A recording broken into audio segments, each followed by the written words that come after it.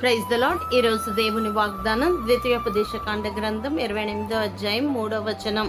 నీవు పట్టణములో దీవింపబడుదువు, పొలములో దీవింపబడుదువు. ప్రియ దైవజనమా, నీవు నీ దేవుడైన యెహోవా మాట శ్రద్ధగా విని నేడు నీకు ఆజ్ఞాపించుచున్న ఆయన ఆజ్ఞలన్నిటినీ నమ్మకముగా అనుసరించి యథార్థవంతునిగా నీవు జీవించిన ఎడల నీ దేవుడైన యెహోవా భూమి మీదనున్న సమస్త జనముల కంటే నేను హెచ్చించును. ఎందుకనగా నమ్మకమైన వానికి దీవెనలు మెండుగా కలుగును. కావున నీవు నీ దేవుడైన యెహోవా మాట విని ఎడల దీవెనలన్నీ నీ మీదకు వచ్చి నీకు ప్రాప్తించును. యథార్థవంతుల దీవెన వలన పట్టణమునకు కీర్తి కలుగును గనక నీవు పట్టణములో దీవింపబడుదువు, పొలములో దీవింపబడుదువు.